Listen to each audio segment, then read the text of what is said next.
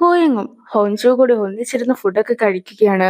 Honjo ആകട്ടെ അവൻ തന്നെ നോക്കുകയാണെങ്കിൽ തനിക്ക് ശരിക്കും ഫുഡൊന്നും കഴിക്കുവാനായിട്ട് സാധിക്കുകയില്ല എന്നൊക്കെ പറയുമ്പോഴത്തേക്കും ഹോയിങ്, നീ എന്നെ നോക്കിയിട്ടുണ്ടെങ്കിലും എനിക്ക് നന്നായി തന്നെ ഫുഡൊക്കെ കഴിക്കുവാനായിട്ട് സാധിക്കും. അതുകൊണ്ട് തന്നെ നീ എന്നെ തന്നെ നോക്കിക്കോ എന്നൊക്കെ പറഞ്ഞിട്ടാണ് അവനും ഫുഡൊക്കെ കഴിക്കുന്നത്. ഹോയിങ്ങിന്റെ അടുത്ത് കുറച്ച് കാര്യങ്ങളൊക്കെ സംസാരിക്കുവാനായിട്ട് അങ്കിളും അവനെ കോൾ ചെയ്യുന്നുണ്ടെങ്കിലും അവൻ ഫോൺ എടുക്കുന്നുണ്ടായിരുന്നില്ല.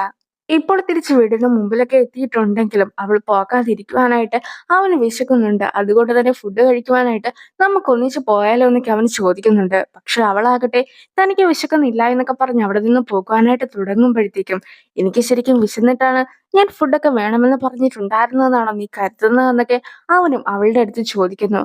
ഈ ഒരു സമയത്തായിരുന്നു അങ്കിളും കാറിന്റെ മുമ്പിലേക്കൊക്കെ വരുന്നത്. ഹോയിങ് ജോലിയിൽ നിന്നും റിസൈൻ ചെയ്ത് പോകുവാനായിട്ടൊക്കെ ആയിരുന്നു ആഗ്രഹിച്ചിട്ടുണ്ടായിരുന്നത്. അങ്ങനെയിരിക്കെ അവൻ ആ റെസിഗ്നേഷൻ ലെറ്ററൊക്കെ ഹെഡ് ഓഫീസിലേക്ക് അയച്ചു കഴിഞ്ഞപ്പോഴത്തേക്കും അവന്റെ അമ്മയും അതൊക്കെ കണ്ടിട്ടുണ്ടായിരുന്നു. അതുകൊണ്ട് തന്നെ അമ്മ അങ്കിളിനെ കോളും ചെയ്തു. എന്തായാലും പെട്ടെന്ന് ഹോയിങ്ങിനെ ജോലിയിൽ നിന്നും പറഞ്ഞു വിടുവാനായിട്ടൊന്നും സാധിക്കുകയില്ല എന്നൊരു അഭിപ്രായത്തിലാണ് അമ്മയുള്ളത്. അങ്ങനെയിരിക്കെ ഈ ഒരു വിവരങ്ങളെല്ലാം തന്നെ അറിഞ്ഞിട്ടുണ്ടായിരുന്ന അങ്കിളും, നീ ജോലിയൊന്നും നിർത്തി പോകേണ്ട കാര്യമില്ല, യുഎസിലെ ബ്രാഞ്ചിന് പകരമായിട്ട് നിനക്ക് ഇവിടുത്തെ ബ്രാഞ്ചിൽ ഒരു ജോലിയൊക്കെ ഒപ്പിച്ചു തന്നാൽ പോരെ, അതിനെന്തിനാണ് നീ ഇത്രത്തോളം ലെവൽ വരെ പോകുന്നതെന്നൊക്കെയാണ് അങ്കിളും ചോദിക്കുന്നത്. അവനാകട്ടെ അവന് ഹോഞ്ചുവിനെ ഒരുപാട് ഇഷ്ടമാണെന്നും അതുകൊണ്ട് തന്നെ യുഎസിലേക്ക് തിരികെ പോകാനായിട്ട് ഒട്ടും തന്നെ താല്പര്യമില്ല എന്നും പറഞ്ഞു നിൽക്കുകയാണ്. ജോസഫും ഹോയിങ് റെസിഗ്നേഷൻ ലെറ്റർ ഒക്കെ കൊടുത്ത കാര്യം അറിഞ്ഞിട്ടുണ്ട്. അതുകൊണ്ട് തന്നെ ഹോയിങ്ങിനെ കോൾ ചെയ്ത കാര്യങ്ങളെ കുറിച്ചൊക്കെ കൂടുതലായിട്ട് ചോദിക്കുമ്പോഴത്തേക്കും, ഒരു യാദൃശ്ചികമായിട്ടുള്ള സംഭവം കാരണമാണ് താൻ റെസിഗ്നേഷൻ ഒക്കെ കൊടുത്തതെന്നും പിന്നെ ക്ലയന്റിനെ ഒഴിവാക്കുകയല്ല, നമ്മൾ തമ്മിലുള്ള കോൺട്രാക്ട് ഒക്കെ തീരാറായതാണെന്നും പറഞ്ഞിട്ടാണ് ഹോയിങ്ങും അതിനൊരു സമാധാനമൊക്കെ കണ്ടെത്തുന്നത്. ഹോയിങ് ഹോങ്ജുവിനെ കോൾ ചെയ്ത് കഴിയുമ്പോഴത്തേക്കും ഉറങ്ങാതിരുന്നിട്ടുണ്ടായിരുന്ന ഹോങ്ജു ഫോണൊക്കെ എടുക്കുകയാണ്. അങ്ങനെയിരിക്കെ അവനും അവളെ കാണുവാനായിട്ട് വരികയാണെന്നൊക്കെ പറഞ്ഞ് നട കയറിക്കൊണ്ടിരിക്കുമ്പോഴത്തേക്കും ഹോങ്ജുവും കണ്ണാടിയിലേക്കൊക്കെ ഒന്ന് നോക്കിയതിനു ശേഷം, ഞാൻ ഉറങ്ങുവാനായിട്ട് കിടന്നു, നീയും പോയി ഉറങ്ങിക്കോ എന്നൊക്കെ ആയിരുന്നു പറഞ്ഞിട്ടുണ്ടായിരുന്നത്. രാവിലെ അങ്കിൾ എണീറ്റ് വന്ന് കഴിയുമ്പോൾ തന്നെ ബ്രേക്ക്ഫാസ്റ്റ് ഒക്കെ കഴിക്കുവാനായിട്ട് ഹോൻചുനും കൂടി വിളിച്ചു എന്നൊക്കെ അങ്കിളും പറയുന്നുണ്ട്. ഹുയങ് ആകട്ടെ അവളെ വീട്ടിലുണ്ടാകുമെന്നൊക്കെ വിചാരിച്ച് അവളെ കോൾ ചെയ്യുന്നുണ്ടെങ്കിൽ പോലും അവൾ ഹൈജയുടെ ഒപ്പം ഷോപ്പിങ്ങിനൊക്കെ പോയതായിരുന്നു. മാത്രമല്ല ഇപ്പോൾ അവളുടെ കാലൊക്കെ ഏകദേശം ഭേദമായിട്ടുമുണ്ട്. ഡ്രസ്സൊക്കെ എടുത്ത് പിന്നീട് മുടിയുടെ കാര്യങ്ങളൊക്കെ ചെയ്തുകൊണ്ടൊക്കെ ഇരിക്കുകയായിരുന്നു ഹൈജിയും. അങ്ങനെ ഇരിക്കെ അവളിപ്പോൾ എവിടെയാണെന്ന് അറിയുവാനായിട്ട് ഹോഞ്ചുവിനെ ഹോയിങ് കോളൊക്കെ ചെയ്യുന്നുണ്ട്. പക്ഷെ ഇന്നത്തെ ദിവസം മുഴുവൻ അവൾ എന്റെ ഒപ്പമായിരിക്കും ഉണ്ടാവുക എന്നൊക്കെ ഹൈജി പറയിക്കും. ഹൈജി അവളെ കൂട്ടിക്കൊണ്ട് പോവുകയും ചെയ്യുന്നു. കഴിഞ്ഞ 10 വർഷമായിട്ട് അവർ ഒന്നിച്ചു തന്നെയല്ലേ ഉണ്ടായിരുന്നത്, പിന്നെ എന്തുകൊണ്ടാണ് ഇപ്പോഴും ഇതുപോലെ ഒന്നിച്ച് കറങ്ങിയൊക്കെ നടക്കുന്നതെന്നൊക്കെ പറഞ്ഞ് ഹുഞ്ചുവിനെ കാണാത്ത വിഷമത്തിലൊക്കെ ഇരിക്കുകയായിരുന്നു ഹോയിങ്ങും. ഇപ്പോൾ ഹൈജിയും ഹോഞ്ചുവും സാങ്പിളിന്റെ റെസ്റ്റോറന്റിലൊക്കെ വന്ന് ഡ്രിങ്ക്സ് ഒക്കെ കുടിച്ച് ഡാൻസ് ഒക്കെ ചെയ്തിരിക്കുകയാണ്. അവിടെ ആകട്ടെ വേറെ കസ്റ്റമേഴ്സ് ഉണ്ടെന്ന് പോലും അവർ കാര്യമാക്കുന്നില്ല. ഹോഞ്ചുവിനെ കുറിച്ചുള്ള ഒരു വിവരവും അറിയാതിരിക്കുകയായിരുന്നു ഹോയിങ്. അങ്ങനെ ഇരിക്കെയാണ് അവന്റെ ഫോണിലേക്ക് ഒരു മെസ്സേജ് ഒക്കെ വരുന്നത്. ഹോഞ്ചുവും ഹൈജിയും കൂടി ഇരിക്കുന്ന ഒരു ഫോട്ടോ ഒക്കെ ആയിരുന്നു സംഘത്തിൽ അയച്ചിട്ടുണ്ടായിരുന്നതെങ്കിലും അവരുടെ മുടി മാത്രമേ കാണത്തുള്ളായിരുന്നു. അതുകൊണ്ട് തന്നെ രണ്ട് ഡോഗ്സ് ഇരിക്കുന്ന ഒരു ഫോട്ടോ ആയിരിക്കും അതേ എന്നൊക്കെയാണ് ഹോയിങ്ങും തെറ്റിദ്ധരിക്കുന്നത്. ഹോയിങ്ങും ഹോഞ്ചുവിന് വേണ്ടി വെയിറ്റ് ചെയ്ത് നിൽക്കുകയായിരുന്നെങ്കിൽ പോലും ഇപ്പോൾ മദ്യപിച്ചെത്തിയിട്ടുണ്ടായിരുന്ന ഹോഞ്ചു ആണ് അങ്കിളിനെയും കൂടി കൂട്ടിക്കൊണ്ടൊക്കെ വരുന്നത്. അങ്കിളും നേരത്തെ ഹോഞ്ചുയുടെ ബോസിന്റെ അടുത്ത്, ഞാനാണോ നിന്റെ ഫസ്റ്റ് ലവ് എന്നൊക്കെ ചോദിച്ചിട്ടുണ്ടായിരുന്നല്ലോ, പക്ഷെ ബോസ് ആകട്ടെ അവനല്ല ബോസിന്റെ ഫസ്റ്റ് ലവ് എന്നൊക്കെ പറഞ്ഞത് കൊണ്ട് തന്നെ അതിന്റെ ഒരു വിഷമത്തിലൊക്കെയാണ് അങ്കിളും ഇപ്പോൾ ഉള്ളത്. അതുകൊണ്ട് തന്നെ ഇപ്പോൾ ബോസിനെ കോൾ ചെയ്തതിനു ശേഷം, ഞാനല്ലേ നിന്റെ ഫസ്റ്റ് ലവ്, ഇപ്പോഴെങ്കിലും സത്യമൊക്കെ തുറന്നു പറ എന്നൊക്കെ പറഞ്ഞ് നിൽക്കുകയാണ്. അങ്കിൾ കുറച്ച് ഓവർ ആയതുകൊണ്ട് തന്നെ ഹോഞ്ചു പെട്ടെന്ന് ഫോണൊക്കെ മേടിച്ചിട്ട് ഒരു സോറി ഒക്കെ പറഞ്ഞ് കോൾ കട്ട് ചെയ്യുകയാണ്. അങ്ങനെ ഇരിക്കെ തന്റെ ബോസിന്റെ അടുത്താണ് താൻ സംസാരിക്കുന്നതെന്ന കാര്യം ഒന്നും തന്നെ ഹോഞ്ചു മനസ്സിലാക്കുന്നില്ലെങ്കിലും ഈ ഒരു ശബ്ദമൊക്കെ കേട്ട് നല്ല പരിചയമുണ്ടല്ലോ എന്ന് മാത്രം അവളും ഓർക്കുന്നു.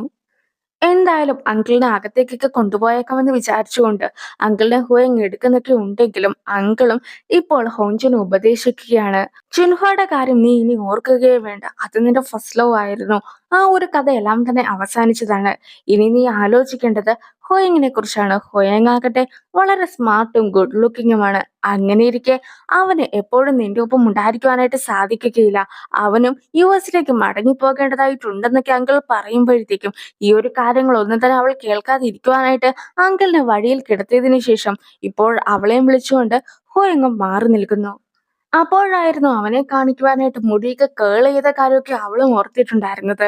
മാത്രല്ല അവനും അതൊക്കെ കണ്ട് കാണുവാൻ നല്ല ഭംഗിയുണ്ട് എന്നൊക്കെ അവളുടെ അടുത്തും പറയുന്നു. പക്ഷെ നമ്മുടെ അങ്കിളാകട്ടെ ആകെ വിഷമിച്ച് ഒറ്റയ്ക്കിരുന്ന് കരയുകയായിരുന്നു. എല്ലാ ഞായറാഴ്ചയും അച്ഛൻ ഹൈക്കിങ്ങിനൊക്കെ പോകുന്നത് കൊണ്ട് തന്നെ അച്ഛന്റെ കൂടെ പോയേക്കാമെന്നൊക്കെ വിചാരിച്ച് റെഡിയായി നിൽക്കുകയാണ് ഹൈജിയും.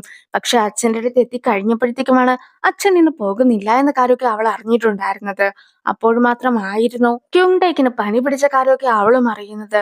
അതെങ്ങനെയാ അച്ഛൻ എപ്പോഴും അവന്റെ പിന്നാലെ നടന്നിട്ട് ബ്ലൈൻഡ് ഡേറ്റിന് പോന്ന് പറഞ്ഞ് ബഹളം വെക്കുകയല്ലേ. അതൊക്കെ കാരണമാണ് അവനും ഇപ്പോൾ പനിയൊക്കെ പിടിച്ചിട്ടുള്ളതെന്നാണ് അവളും പറയുന്നത്. നിന്റെ അമ്മയ്ക്ക് എപ്പോഴും യാത്ര ചെയ്യുവാനായിട്ടാണ് ഇഷ്ടം. അതുകൊണ്ട് തന്നെ അമ്മ ഒരിക്കലും വീട്ടിലുണ്ടാക്കാറില്ല. അങ്ങനെ ഒറ്റയ്ക്കായി എന്നെ ഏറ്റവും കൂടുതൽ ഹെൽപ്പ് ചെയ്തിട്ടുള്ള ഒരാളാണ് ക്യുങ്ടേക്ക്. അതുകൊണ്ട് തന്നെ ഞാൻ അവനെ എന്റെ മരുമകനാക്കുവാനായിട്ട് പോവുകയാണ്.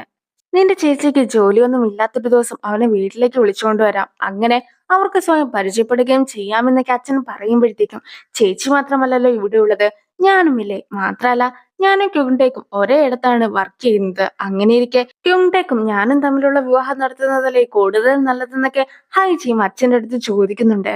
പക്ഷെ ഹൈജി പറഞ്ഞ ആ ഒരു കാര്യങ്ങളൊന്നും തന്നെ അച്ഛന് സീരിയസ് ആയിട്ട് എടുക്കുവാനായിട്ട് സാധിക്കുന്നുണ്ടായിരുന്നില്ല. അതുകൊണ്ട് തന്നെ അച്ഛന് ഹൈജിനെ കളിയാക്കിയൊക്കെ ചിരിക്കുന്നു. ഹോഞ്ചും ഹോയങ്ങും കൂടി ഒന്നിച്ചൊരു ഡേറ്റ് ഒക്കെ പ്ലാൻ ചെയ്തിട്ട് പോകുവാനായിട്ട് റെഡിയായി ഇറങ്ങുമ്പോഴത്തേക്കുമായിരുന്നു വീടിന് മുമ്പിൽ കിടക്കുന്ന ഹൈജിനെ അവർ കാണുന്നത്. അതുകൊണ്ട് തന്നെ ഒന്നിച്ച് ഡേറ്റിന് പോകുവാനായിട്ട് പ്ലാൻ ചെയ്തിട്ടുണ്ടായിരുന്നെങ്കിൽ പോലും അവർക്കും ഹൈജിനെ കൂടെ കൂട്ടേണ്ടതായിട്ട് വരുന്നു. ഹോയങ്ങും എങ്ങനെയെങ്കിലും ഹൈജിനെ ഒഴിവാക്കിയാൽ മതിയാകൂ എന്നൊക്കെ ഹോഞ്ചിന്റെ അടുത്തും പറയുന്നൊക്കെയുണ്ട്. ഹൈജിയും ക്യുങ്ടെക്കിന് ഒരുപാട് മെസ്സേജസ് ഒക്കെ അയക്കുന്നുണ്ടെങ്കിൽ പോലും ക്യുങ്ടെക്ക് റിപ്ലൈ ഒന്നും കൊടുക്കാത്തത് കൊണ്ട് തന്നെ അതിന്റെ വിഷമത്തിലേക്ക് ഇരിക്കുകയായിരുന്നു. ഇനി പനിയൊക്കെ പിടിച്ച് ഉറങ്ങിയിട്ടുണ്ടായിരുന്ന ക്യുങ്ടെക്ക് എണീറ്റതിന് ശേഷം മെസ്സേജ് ഒക്കെ എടുത്ത് നോക്കുമ്പോഴത്തേക്കും അവളുടെ മെസ്സേജസ് ഒക്കെ കാണുന്നുണ്ടെങ്കിൽ പോലും അവൾക്ക് എന്ത് റിപ്ലൈ കൊടുക്കുമെന്ന് അറിയാത്തത് കൊണ്ടായിരുന്നു അവനും റിപ്ലൈ കൊടുക്കാതൊക്കെ ഇരുന്നത്. ക്യുങ്ടേക്ക് എന്തുകൊണ്ടായിരിക്കും എന്നെ ഇഷ്ടമല്ലെന്നൊക്കെ പറഞ്ഞത്, അവൻ എന്തുകൊണ്ടായിരിക്കും എനിക്ക് റിപ്ലൈ ഒന്നും തരാത്തതെന്നൊക്കെ പറഞ്ഞുകൊണ്ട് ഹൈജി ഇരിക്കുന്നതൊക്കെ കാണുമ്പോഴത്തേക്കും ഹൈജിനെ ഒഴിവാക്കണമെന്നൊരു തീരുമാനമൊക്കെ അവർ നേരത്തെ തന്നെ എടുത്തിട്ടുണ്ടായിരുന്നത് കൊണ്ട് തന്നെ ഹോഞ്ചുവും ഹോയങ്ങും കൂടി ഒന്നിച്ച് നീ ഒരു കാര്യം ചെയ്യ്, അവന് പനിയൊക്കെ ആയിട്ട് കിടക്കുകയല്ലേ, അവനൊന്ന് കാണുവാനായിട്ടൊക്കെ പോ, അങ്ങനെ എല്ലാ പ്രശ്നങ്ങളും സോൾവ് ചെയ്യുക എന്നൊക്കെ പറഞ്ഞിട്ട് അവളെയും പറഞ്ഞു വിടുന്നു. ഹൈജി ഇട്ടിരുന്ന ഡ്രസ്സൊക്കെ ആയിട്ട് ഒരിക്കലും അവനെ കാണുവാനായിട്ട് പോകാൻ കഴിയുകയില്ലെന്നൊക്കെ പറയുമ്പോഴത്തേക്കും ഹോഞ്ചുവും അവളുടെ തന്നെ ഡ്രസ്സൊക്കെ ഹൈജിക്ക് വേണ്ടി നൽകുന്നുണ്ട്. ഇനി ക്യുങ്ടെക്കിനെ കാണുവാനായിട്ട് ക്യുങ്ടെക്കിന്റെ അമ്മയൊക്കെ എത്തിയിട്ടുണ്ടായിരുന്നു. ഇപ്പോഴും ക്യുങ്ടെക്ക് സിംഗിൾ ആയതുകൊണ്ട് തന്നെ അമ്മയ്ക്ക് അതിന്റെ പേരിൽ ഒരു വിഷമമൊക്കെ ഉണ്ട്.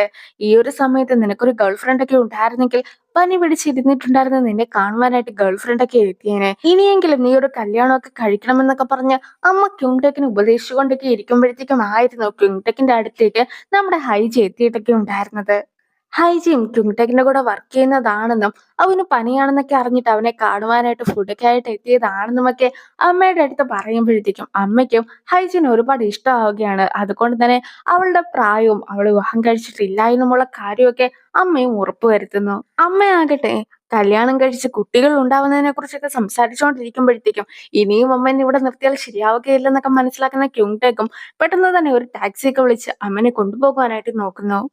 ഹൈജയോട് സംസാരിക്കുവാനായിട്ട് അച്ഛനും റൂമിലേക്കൊക്കെ കയറി ചെന്ന് കഴിയുമ്പോഴത്തേക്കും അലങ്കോലമായിട്ട് റൂമൊക്കെ കിടക്കുന്നതായിരുന്നു അച്ഛനും കണ്ടിട്ടുണ്ടായിരുന്നത്.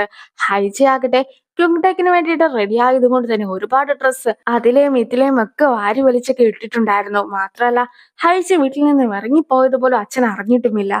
അമ്മയും വണ്ടിയിൽ കയറുവാൻ പോലും മടിച്ചു നിന്നിട്ട് നീ എന്തായാലും ഇപ്പോൾ തന്നെ പോവൊന്നും വേണ്ട, രണ്ടുപേരും ഒന്നിച്ച് ഫുഡൊക്കെ കഴിച്ച് ഒരുപാട് നേരം ഇരുന്ന് സംസാരിച്ചിട്ട് പോയാൽ മതി എന്നൊക്കെ ഹൈജയോട് പറയുമ്പോഴത്തേക്കും അമ്മ വിചാരിക്കുന്നത് പോലെ ഞാനും ഹൈജിയും തമ്മിൽ യാതൊരു വിധത്തിലുള്ള ബന്ധവും ഇല്ല എന്നൊക്കെ പറഞ്ഞ് അമ്മേനെ കൂടി വിഷമിപ്പിച്ചിട്ടൊക്കെയാണ് അവനും അമ്മേനെ പറഞ്ഞയക്കുന്നത്.